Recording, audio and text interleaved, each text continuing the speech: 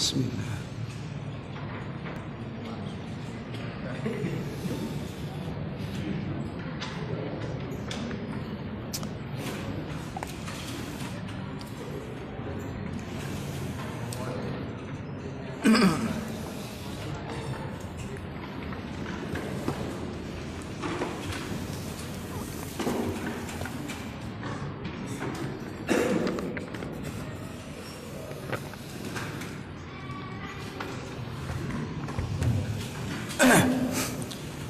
Assalamualaikum warahmatullahi wabarakatuh.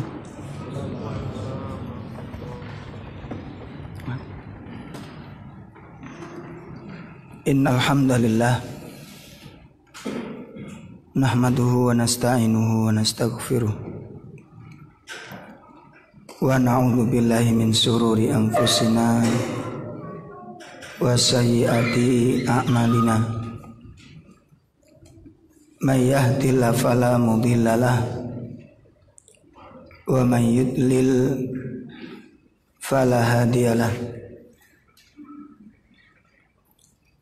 Asyhadu an la ilaha illallah wahdahu la syarikalah wa asyhadu anna Muhammadan abduhu wa rasuluh. Ya ayyuhalladzina amanu taqullaha haqqa tuqatih wa la tamutunna illa wa antum muslimun. Ya ayyuhalladzina amanu taqullaha wa qulu qawlan sadida yuslih lakum a'malakum wa yaghfir lakum dhunubakum wa man yuti'illaha wa rasulahu faqad faza fawzan 'azima. I'lamu anna asdaqal hadits kitabullah wa khairal hadyi hadyu Muhammadin sallallahu alaihi wasallam wa syarrul umur muhdatsatuha wa kullu muhdatsatin bid'ah wa kullu bid'atin dhalalah wa kullu dhalalatin finnar. Ikhwatul iman, bapak-bapak serta ibu-ibu, semoga Allah senantiasa merahmati kita semua, dan semoga Allah menjadikan kita orang-orang yang mendapat berkah dimanapun kita berada. Semoga Allah menjadikan kita dan semua keluarga kita menjadi orang-orang yang istiqomah sampai kita bertemu dengan Allah Subhanahu wa ta'ala. Amin ya rabbal alamin. Ikhwatul iman, sebelum kita mulai pembahasan kitab Muqawimat ada ya anaji, terlebih dahulu kita penuhi adab-adab kita terlebih dahulu. Kalau bisa agak maju sebagaimana yang telah dicontohkan oleh malaikat Jibril, yang diajarkan malaikat Jibril kepada Nabi Shallallahu Alaihi Wasallam. Dan mohon dengan sangat di setiap taklim itu kita upayakan seperti itu. Ya, karena itu memang majelis yang paling dicintai Allah, dicintai oleh Nabi, yang telah dicontohkan oleh malaikat Jibril. Ya. Dan terus terang akhir-akhir ini kita banyak yang meninggalkan sunnah-sunnah ini di majelis taklim yang lain. Jadi selalu kita ingatkan lagi. Begitu kita sampaikan malaikat Jibril pernah datang, itu langsung sadar, langsung maju. Oh, berarti ngerti sebenarnya kan. Berarti ngerti gitu. Dan justru maaf ya teman-teman dari jamaah tabligh yang mengamalkan, menjaga itu. Ya. Jadi kalau teman-teman jemaah tabligh itu kalau duduknya itu masya Allah, Iya, sampai nggak ada mejanya itu syekhnya itu. Ya, saking ingin mempraktekkan antara lututnya siapa? Malaikat Jibril dengan dengan lututnya siapa? Nabi Shallallahu Alaihi Wasallam. Nah, ini kita jaga. Sebab nanti kalau kita remehkan, ya, nanti suatu saat yang lain akan kita remehkan pula. Jadi kalau ada satu sunnah diremehkan, itu diikuti dengan meremehkan sunnah yang lain. Dan itu ngerembet kepada yang lain nanti. Ya, dan ini tidak boleh kita biarkan. Kata Imam Ibnu Mu'tas, apa kata beliau? La tahkironna saghiratan. Jangan sekali-kali kau remehkan dosa-dosa kecil. Ya, jangan sekali-kali kau remehkan persoalan-persoalan yang sepele. Kenapa? Fa innal jibal minal hasa. Karena sesungguhnya gunung itu terdiri dari apa? Nah, kerikil-kerikil yang kecil yang tersusun. Makanya para ulama mendefinisikan termasuk dosa besar itu bukan bentuk dosanya besar. Bisa jadi dosa besar itu adalah dosa-dosa kecil yang dilakukan secara apa? Terus menerus. Sehingga nanti satu saat sunnah itu bisa hilang gara-gara disepelekan. Ya, gara-gara diremehkan. Sunnah ini satu saat bisa hilang karena disepelekan. Nah, contoh sunnah bercermin. Ada doanya enggak? Ada. Hafal semua enggak? Ya. Ini kalau dites lari semua nanti. Itu nanti satu saat hilang itu. Satu saat hilang ketika orang tidak mengamalkan. Tidak diamalkan. Sehingga kalau bapak-bapak enggak mengamalkan, enggak mungkin diajarkan kepada anak-anaknya. Benar apa enggak? Iya. Makanya ini ayo dijaga, ya, kita pelihara, kita rawat dalam hal-hal yang sepele sekalipun itu harus kita betul-betul perhatikan dengan baik. Baik, sekarang kita masuk pembahasan inti dari kitab Muqawimat Adaiyah An-Najih fi Dhawil Kitab was Sunnah, yaitu pilar-pilar kesuksesan dakwah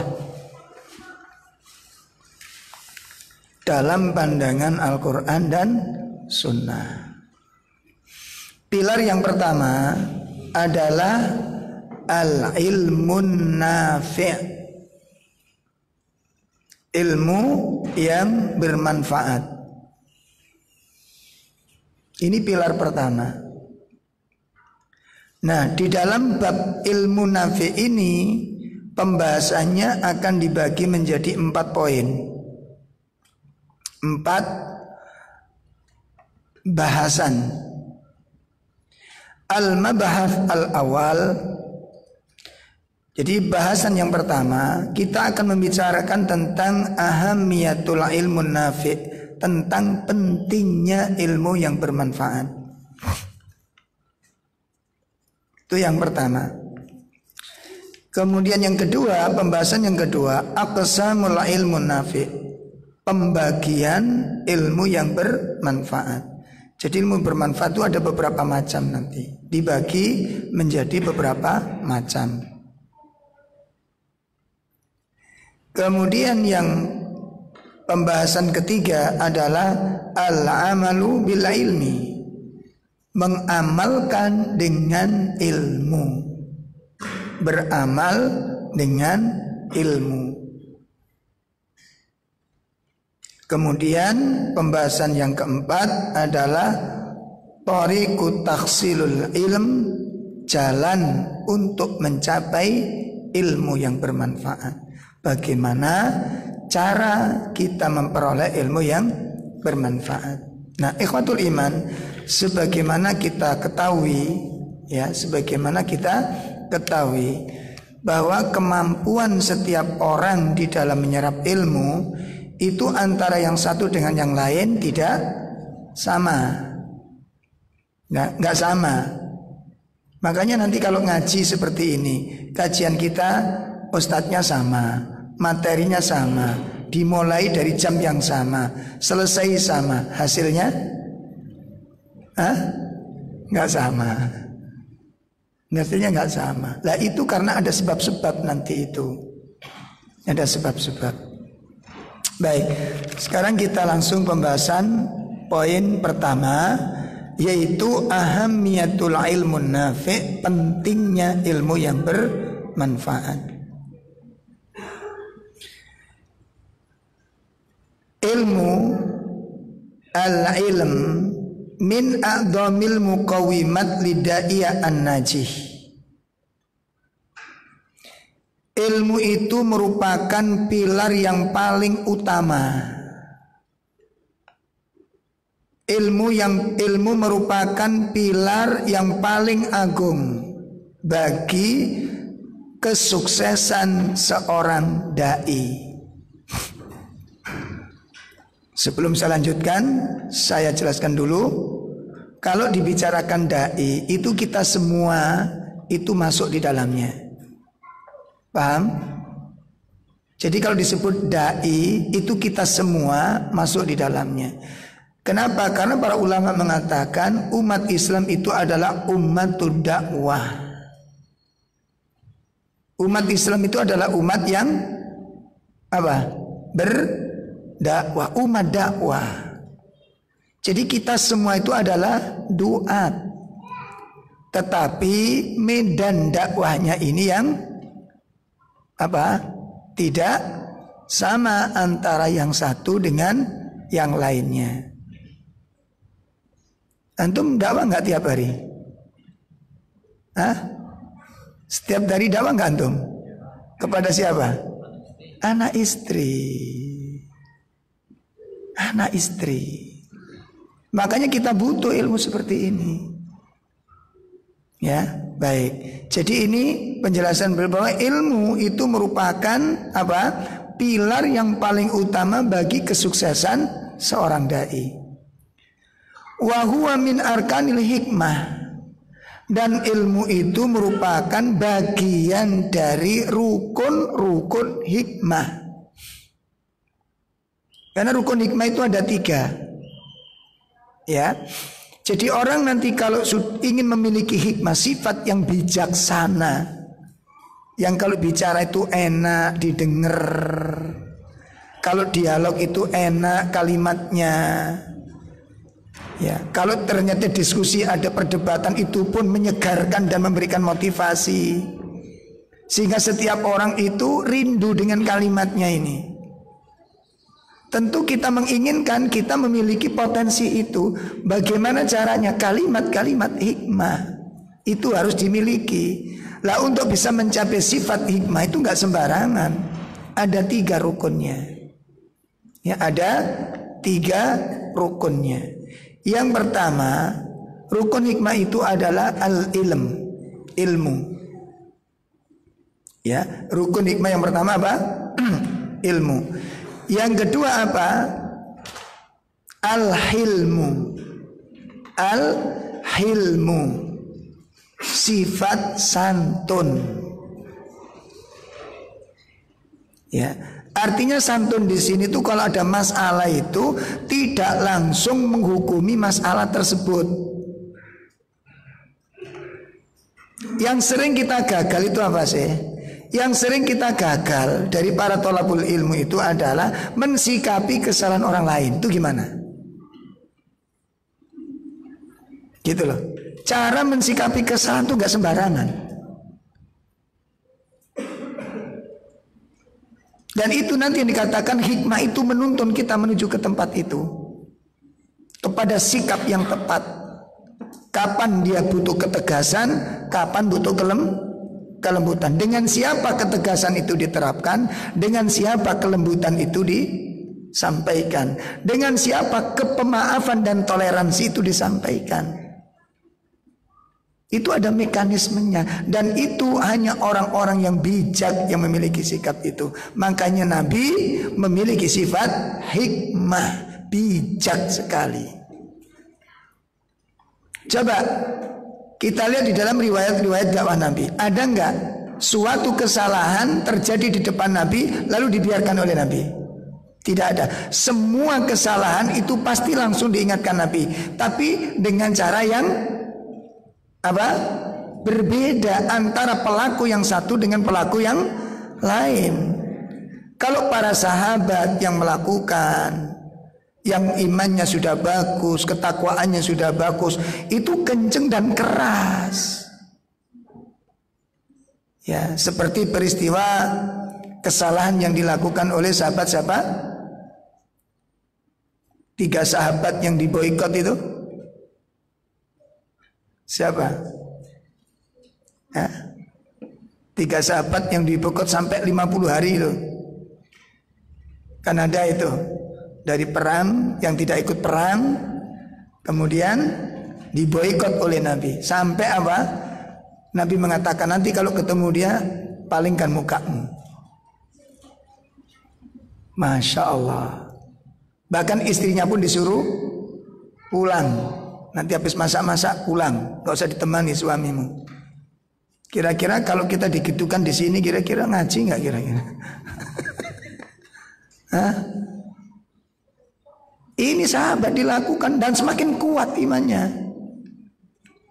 Nah, tapi dalam medan yang lain, dalam forum yang lain, nanti ada orang kencing di dalam masjid. Nah, kurang ajarin teman toh.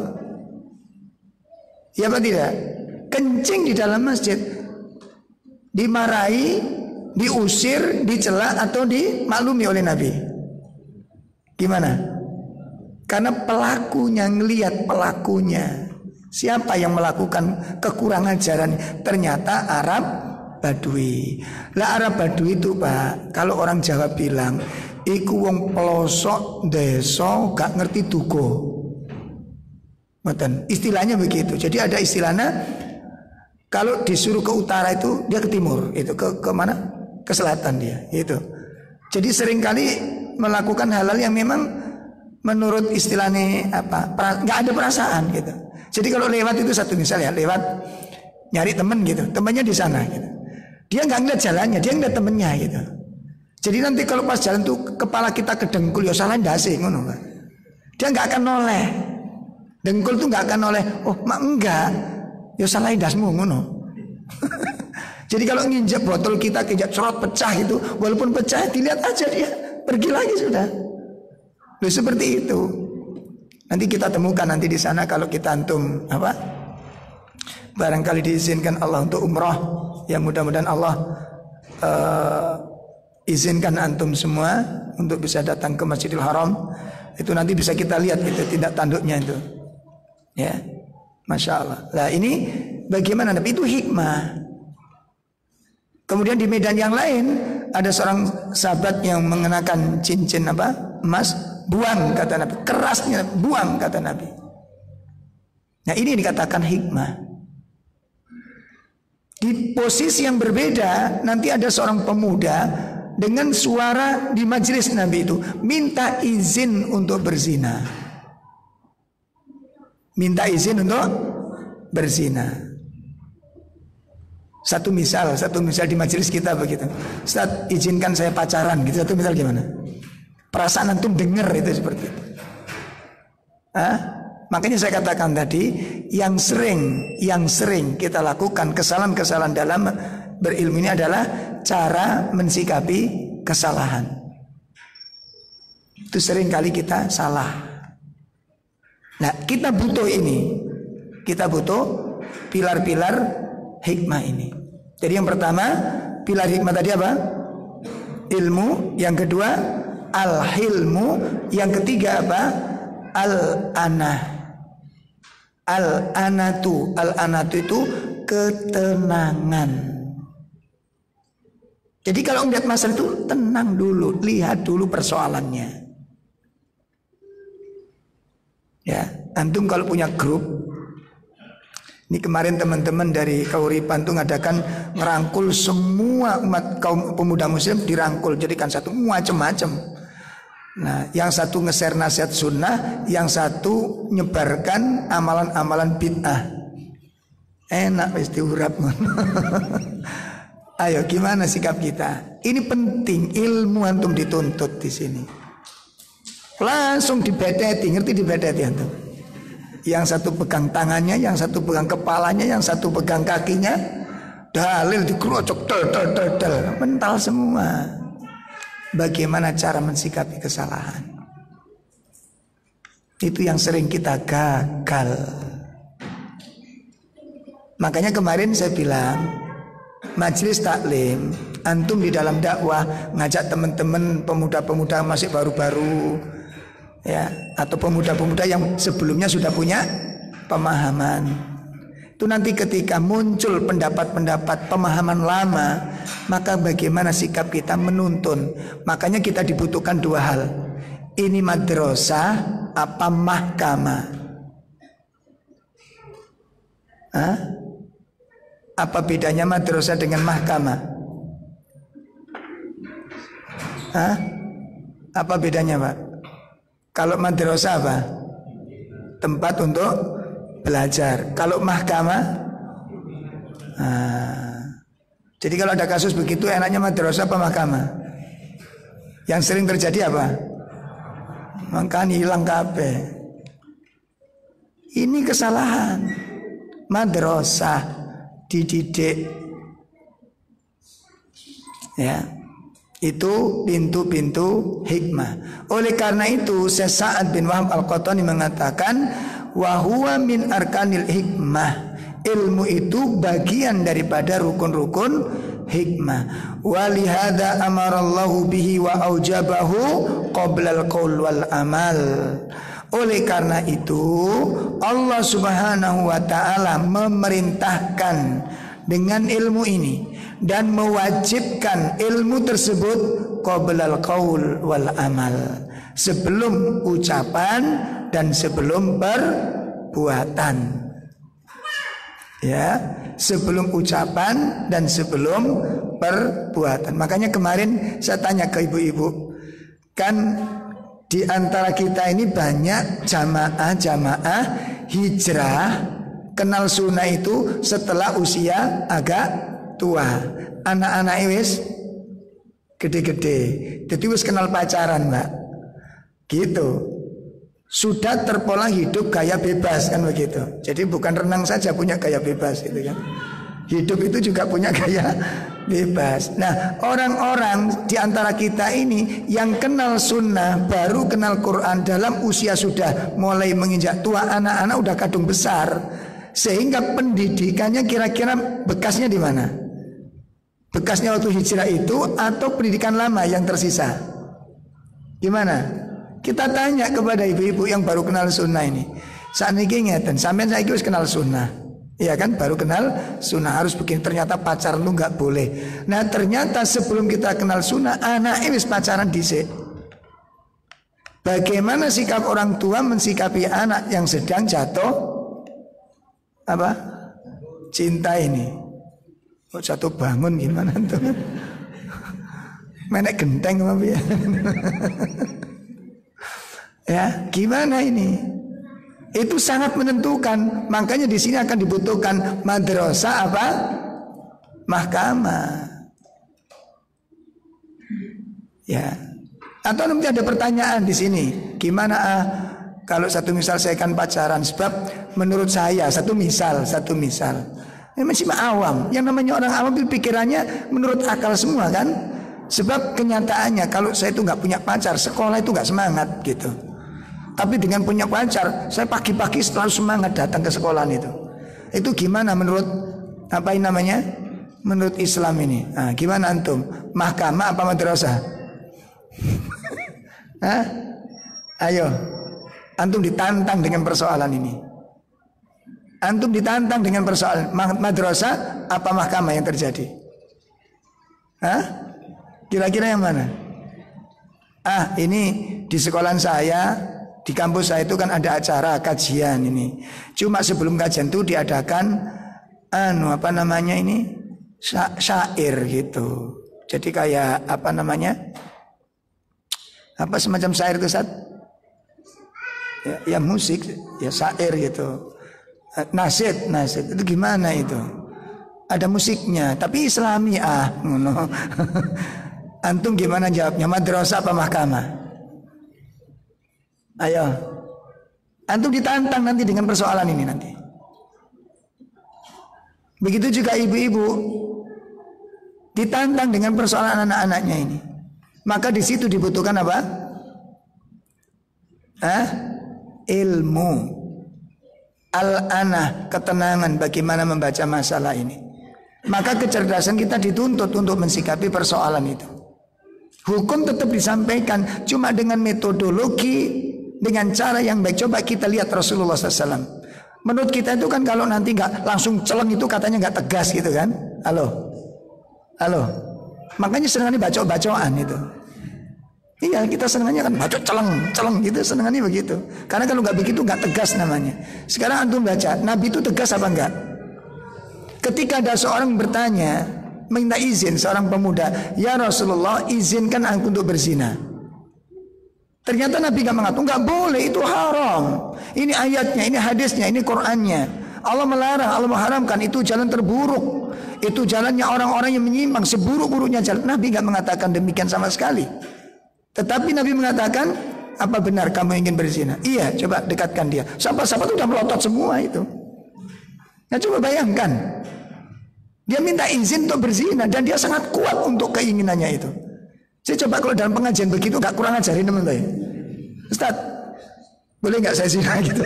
Enggak disading, Ustaznya untung. Lihat enggak? Itu di majelis Nabi, bayangin. Dan Nabi caranya bagaimana? Cara ini yang perlu kita tiru. Cara ini yang perlu kita tiru. Begitu dia seorang pemuda mengatakan begitu, menyampaikan keinginan yang begitu kuat, apa Nabi mengatakan? Coba mana yang bertanya tadi? Dekatkan dia kepadaku. Dekatkan dia kepadaku.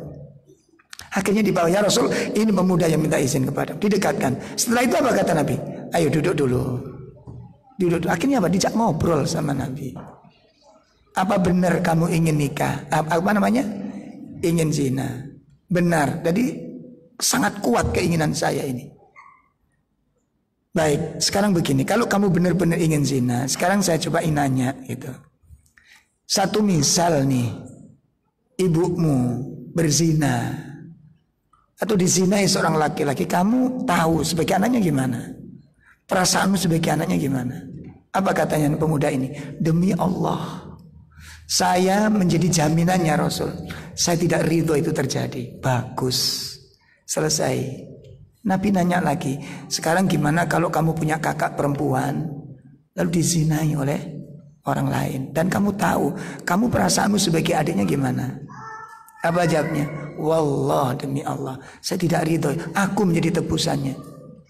Terus ditanya lagi, gimana kalau adik perempuan? Terus ditanya, jawabannya sama. Yang terakhir apa? Gimana kalau kamu punya bibi melakukan hal itu dan kamu tahu sebagai ponakannya gimana kamu? Nah, setelah dijawab, ini kan mendapatkan masukan-masukan. Benar apa enggak? Ini namanya madrasah. Ini namanya madrasah. Mendidik, membimbing.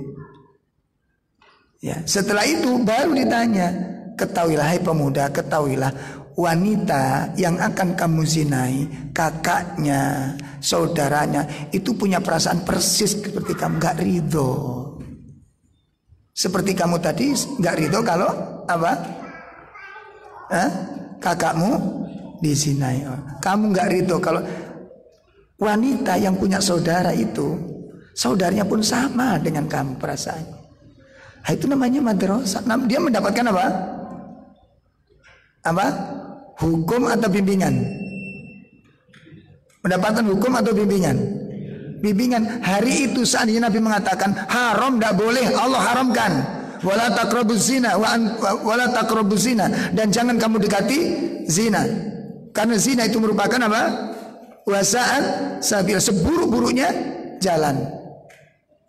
Nabi bisa nggak nyampaikan ayat itu? Bisa nggak? Terus kok nggak disampaikan Nabi? Apa Nabi nggak tegas? Apa Nabi nggak tegas? Kok Nabi kesuwen nih gitu ya? Kok pakai gitu? Langsung aja haram kan selesai udah. Kalau hari itu dikatakan haram, tidak boleh, selesai. Hari itu dia nggak zina, tapi dia mendapatkan pembelajaran nggak? Mendapatkan pendidikan nggak? Mendapatkan renungan nggak dapat dia. Maka madrasah berjalan di situ, dan itu madrasah yang dibimbing oleh Nabi SAW, full dengan nilai-nilai pendidikan. Itu masya Allah. Nanti bisa terapkan kita kepada yang lain. Ajak berpikir, paham ini? Ajak berpikir. Baik, jadi ini hikmah. Oleh karena itu beliau mengatakan Allah wajibkan ilmu terlebih dahulu sebelum ucapan dan sebelum perbuatan. Allah berfirman di dalam surat Muhammad ayat 19 ya, surat 47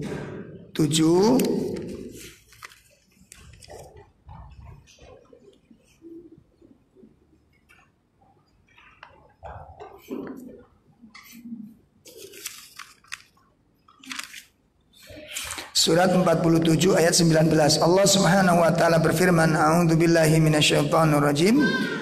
Fa'lam annahu la ilaha illallah wastaghfir li dzambika walil mu'minina wal mu'minat wallahu ya'lamu mutaqallabakum wa mathwaakum. Ya, ada terjemah? Minta tolong.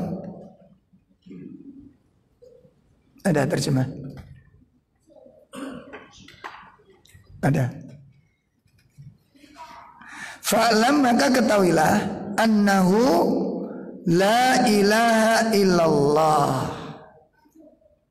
Ya, wastaghfir li dzambik walil mu'minin wal mu'minat. Nah, waqad bawwabal Imam Al-Bukhari rahimahullah ta'ala li hadzal ayat biqauli bab al-ilmu qabla al-qaul wal amal.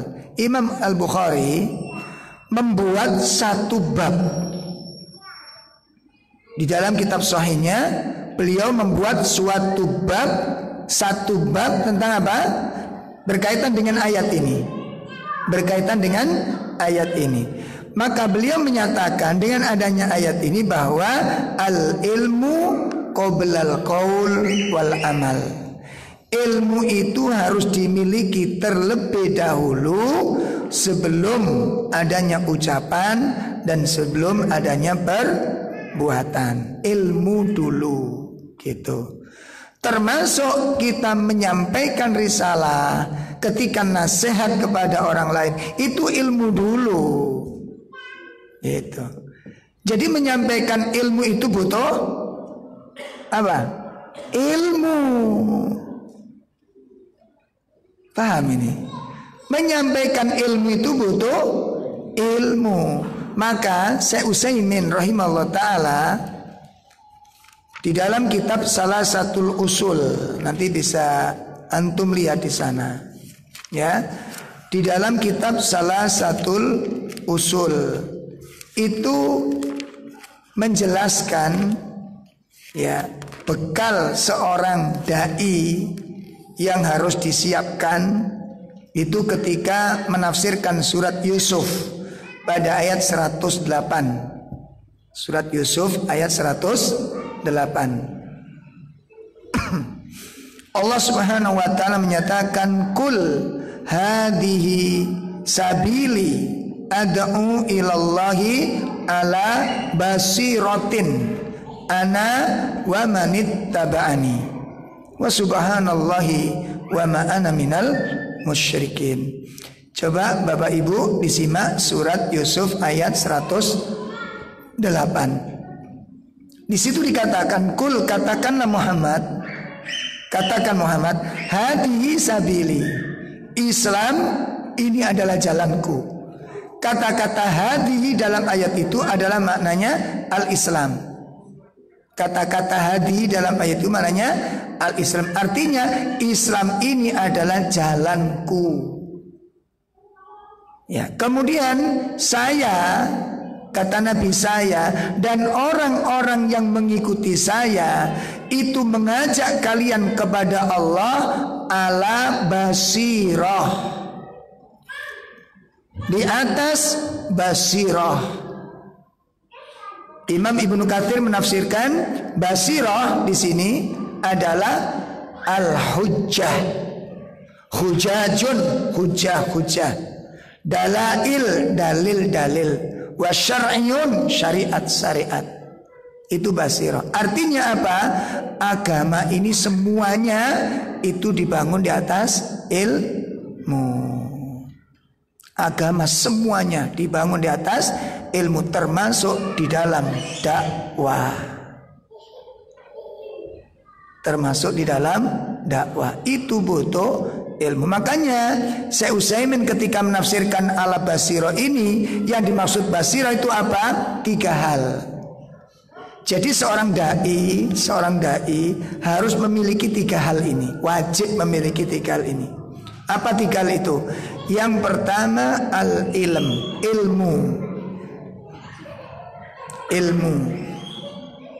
ilmu materi yang akan disampaikan, ilmu tentang persoalan yang akan dibahas. Ini yang pertama. Yang kedua apa? Yang kedua adalah ma'rifatul mad'u.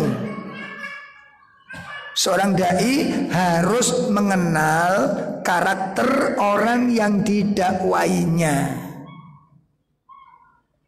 Seperti bapak-bapak mendakwai istri. Istri antum dengan istri teman antum sama apa enggak? Nek wedoke podo. Tapi sifatnya enggak sama. Kalau kita ngelihat teman antum lebih mudah mendidik istrinya, belum tentu istri antum lebih mudah seperti istrinya teman. Paham ini? Kenapa? Karakternya beda. Tidak bisa disama-samakan. Walaupun mungkin dulu dari satu kampus atau bahkan satu pondok pesantren, karakter nggak bisa sama. Antum nanti baru terasa kalau didik anak-anak itu, masya Allah.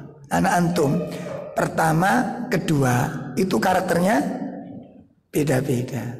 Dan masing-masing karakter itu membutuhkan metode.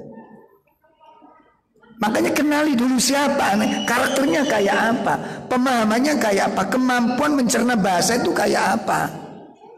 Itu penting. Dan ilmu ini telah diajarkan oleh Nabi kepada sahabat siapa? Yang diutus ke Yaman itu? Siapa? Hudzaifah. Diajarkan di situ. Abu Dzar juga demikian. Begitu disampaikan ke Abu Dzar, ketahuilah kamu satati qaumun ahli kitab. Perhatikan ini.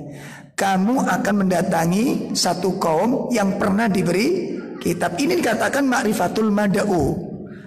Diberitahu dulu medan yang akan kamu tuju itu seperti ini. Umat yang akan kamu bina itu seperti ini. Pemahamannya, kondisinya seperti ini. Ini penting. Kenapa? Supaya kita tahu bahasa apa yang tepat untuknya.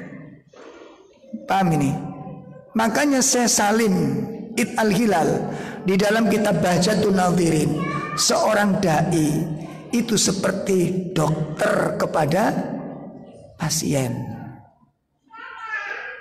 Jadi dokter itu kok diantar obat. Pasien niku lara apa ngono lho.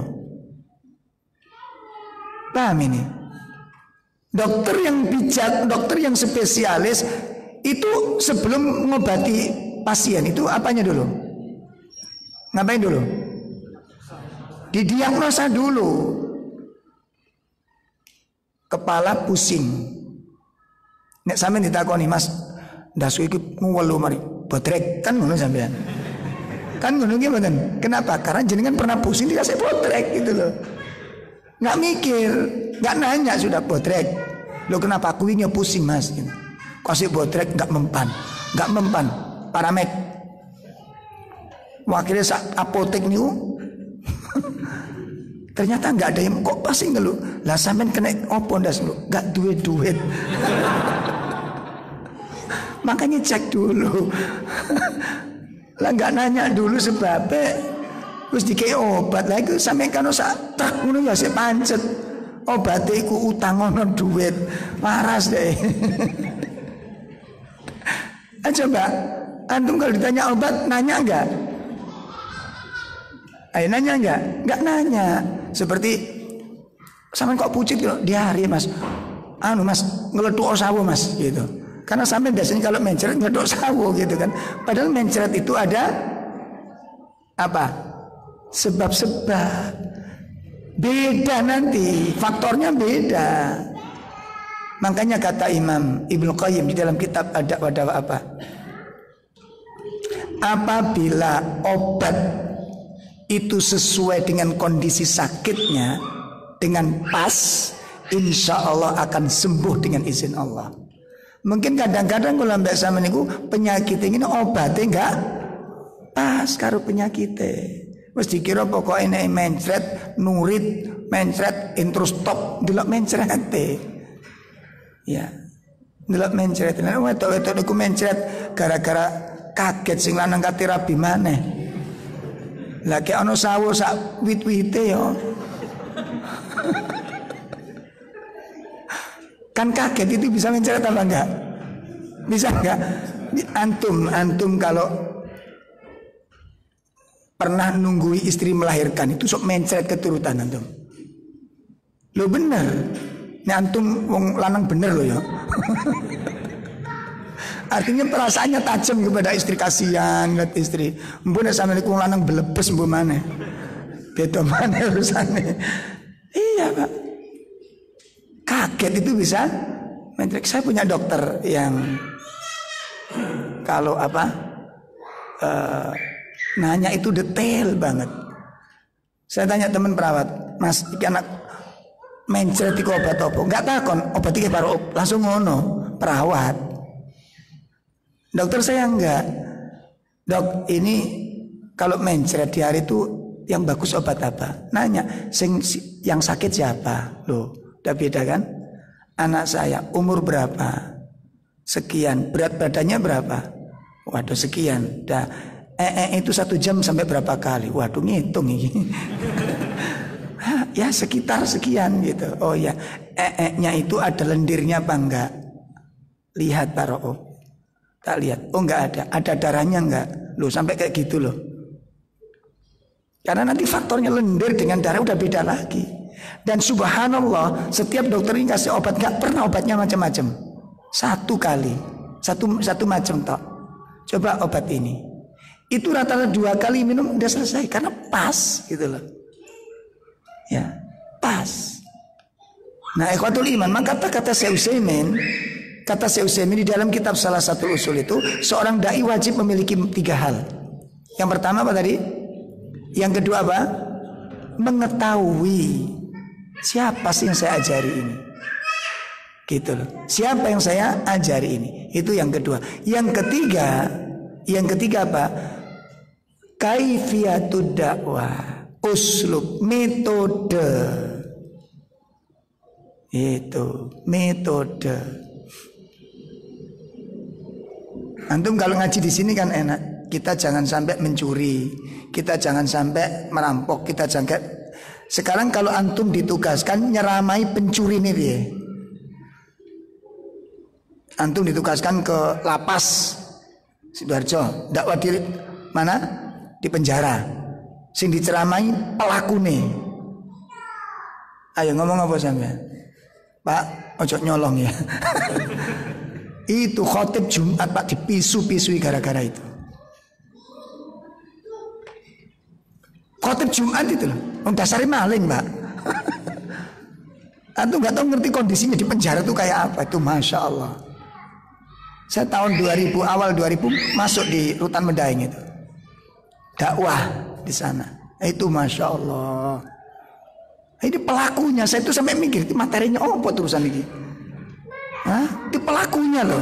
Maling-malingnya, pencuri-pencurinya, pembunuh-pembunuhnya, perampok-perampoknya di situ. Kalau kita kan enak, Pak, jangan sekali-kali kita mendolimi orang. Ini pelakunya. Maka bahasa motivasi yang kita sampaikan. Sentuh keakraban dulu. Nah, nanti kita akan pelajari bareng-bareng ya. Nah, jadi 3 ini wajib kata Syekh Utsaimin, wajib kita miliki. Kemudian wadzalika anallah amara nabi bi amrayni bil ilmi tumal amal wal mubtada wal mabda'u bihi al ilmu fi qouli ta'ala fa'lam annahu la ilaha illallah. Oleh karena itu Allah Subhanahu wa taala memerintahkan nabinya dengan 2 hal di dalam ayat tadi. Ya, dalam surat apa tadi? Surat Muhammad. Ya, surat Muhammad ayat 19. Di situ ada 2 perintah Allah kepada Nabi. Perintah Allah yang pertama adalah ilmu, yang kedua adalah amal. Diawali dengan perintah ilmu dalam firman Allah, fa'lam. Maka ketahuilah annahu la ilaha illallah. Ini adalah ilmu dulu, fa'lam, ketahuilah. Berarti kamu harus mengetahui satu persoalan dulu. Itu, mengetahui satu persoalan dulu, baru disampaikan nanti itu. Seperti kita masalah niat contohnya. Begitu masalah niat itu kalau bisa yang runtut. Apa sih yang namanya niat itu? Ya, bahasa Quran ada berapa macam kata-kata niat. Ada namanya ibtigha, ada namanya iradah. Itu kata-kata niat dalam konteks Al-Quran. Itu nanti luas, menjawab orang seneng gitu, mendapatkan banyak pengetahuan. Jadi yang pertama ilmu. Summa aqabahu bil amali fi qauli, kemudian Allah susulkan perintahnya dengan beramal. Jadi setelah berilmu kemudian apa? Beramal. Firman Allah yang mana? Wastaghfir lidzanbik.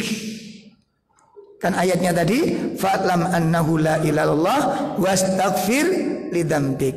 Jadi ilmunya tentang Allah, perbuatannya adalah beristighfar dari sebuah dosa-dosa. Jadi ayat ini Allah perintahkan dengan dua perkara. Isa dulu ini, adzan dulu. Nah, monggo silakan.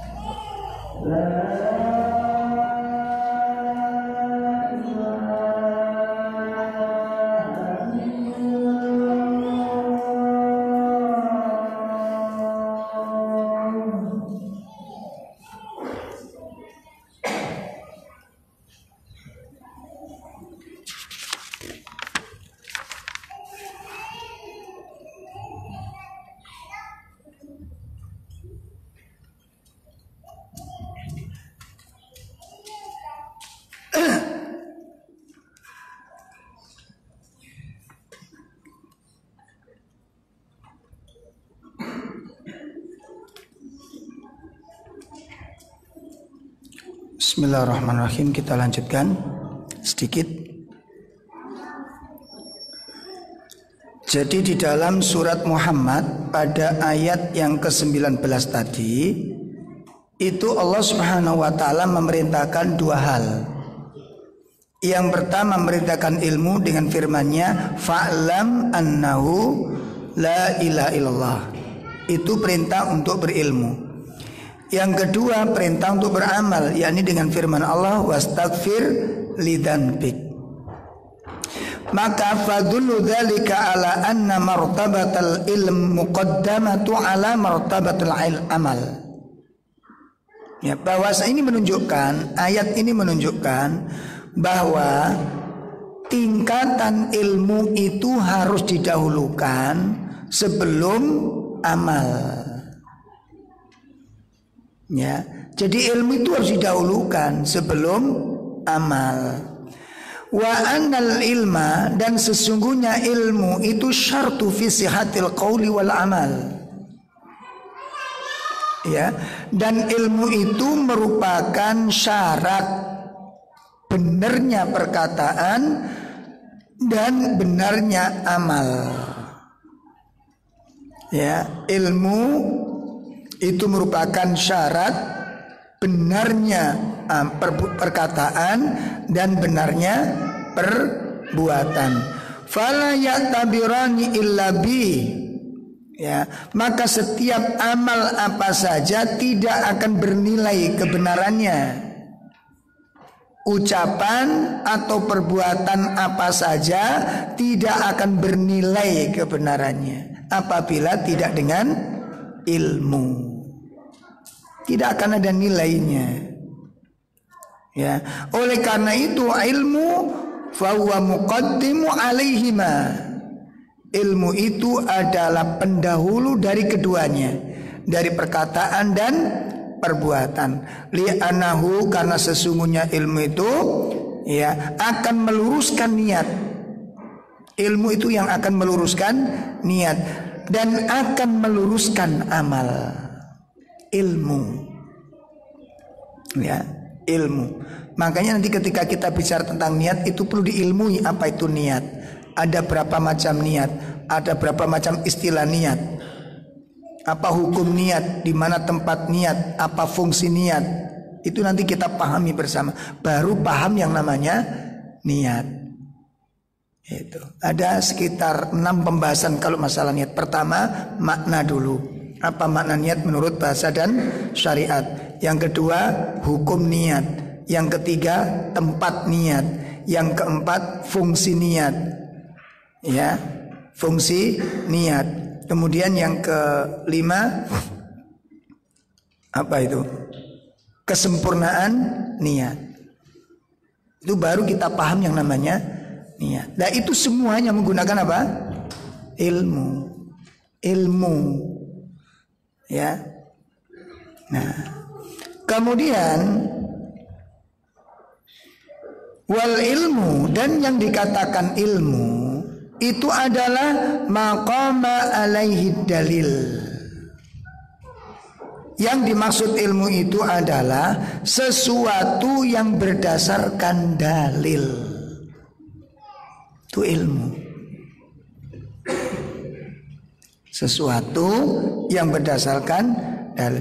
Sedangkan an-nafi' minhu, sedangkan sesuatu yang bermanfaat, kan ada dua tadi, ada ilmu, ada nafi. Ilmu yang bermanfaat. Nah sekarang yang dikatakan ilmu itu apa? Ilmu itu sesuatu yang berdasarkan dalil.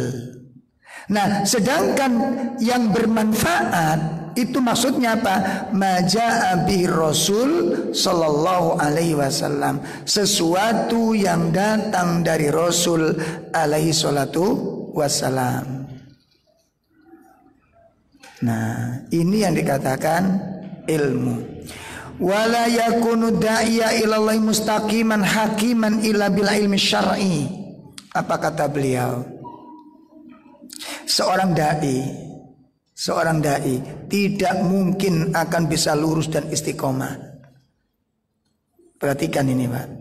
Seorang dai tidak akan mungkin bisa lurus dan istiqomah hakiman, dan tidak mungkin bisa bijaksana.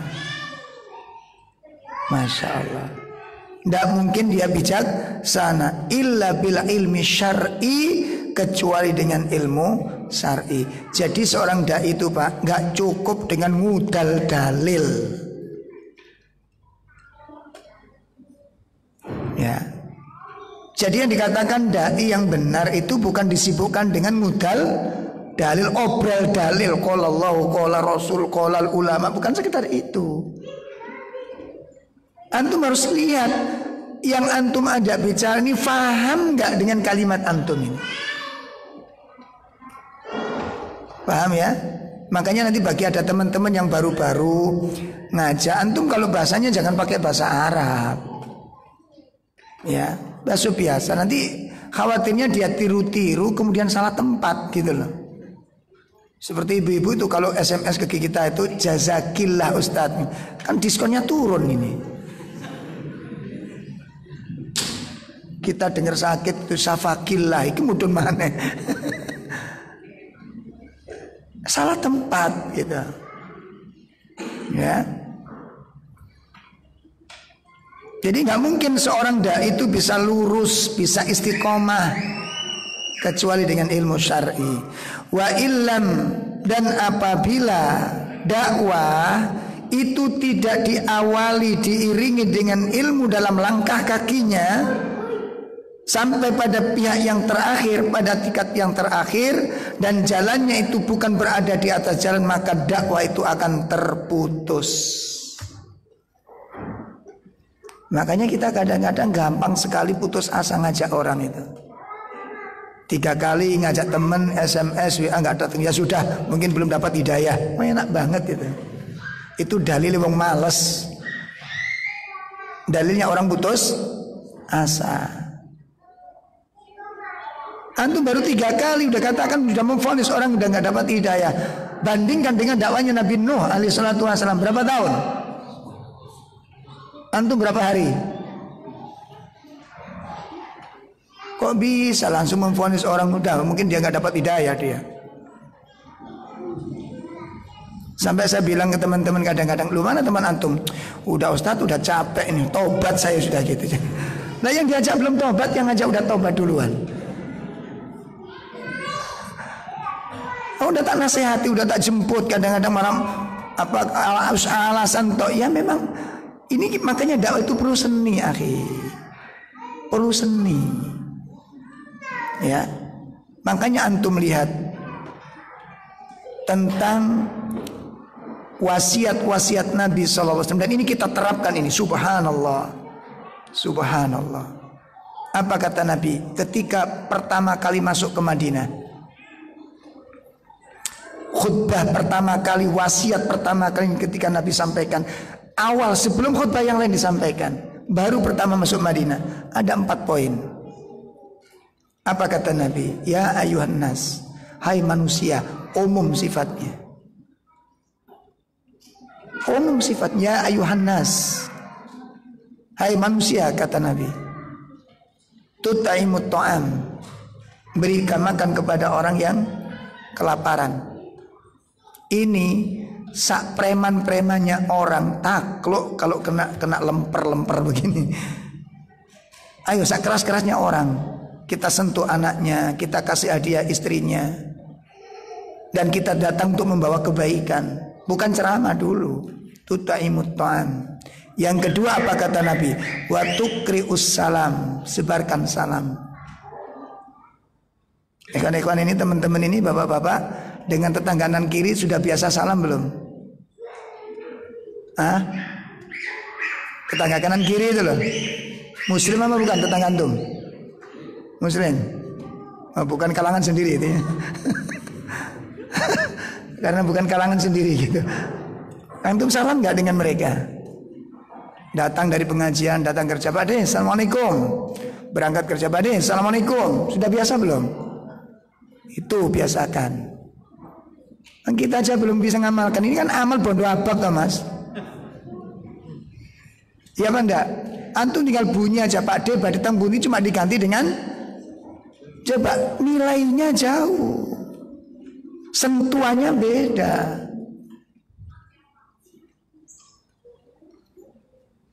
Ini penting ikhwah, penting. Dan itu dilakukan oleh Nabi.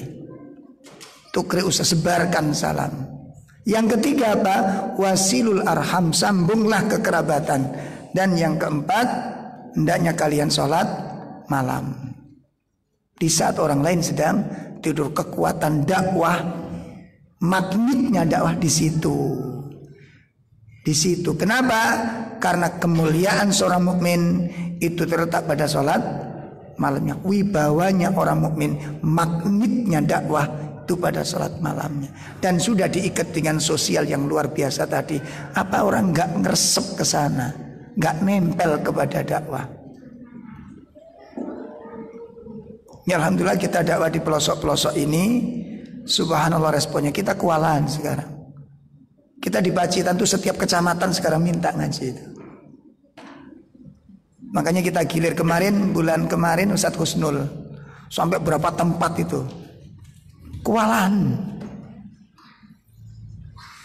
Ya, makanya kita perlu, dan ini bagian dari doa-doa teman-teman semua, dan metode Nabi yang kita pakai, metode Nabi yang kita pakai. Jadi pertama kali kita datang bukan dakwah, tapi dengan memberikan apa? Kebaikan-kebaikan kepada mereka. Dan subhanallah responnya sangat baik sekali. Nah ikhwan sekalian rahimani wa rahimakumullah, maka jalan menuju kesuksesan di dalam dakwah akan tertutup. Jalan menuju hidayah, menuju petunjuk, menuju kebahagiaan akan tertutup apabila tidak dilandasi dengan ilmu syar'i. Nah, ikhwatul iman rahimani wa rahimakumullah, itu pertama yang bisa kami sampaikan. Insyaallah pada bulan kedua nanti, bulan depan, kita akan bahas tentang aqsamul ilm, pembagian tentang ilmu yang bermanfaat. Itu ada berapa macam, nanti akan kita jelaskan satu persatu dari macam-macam ilmu yang bermanfaat. Insyaallah sampai di sini dulu kajian kita malam ini, kurang lebih mohon maaf. Sallallahu ala nabiyina Muhammad, subhanakallahumma bihamdika, asyhadu an la ilaha illa anta astaghfiruka wa atubu ilaik. Assalamualaikum warahmatullahi wabarakatuh.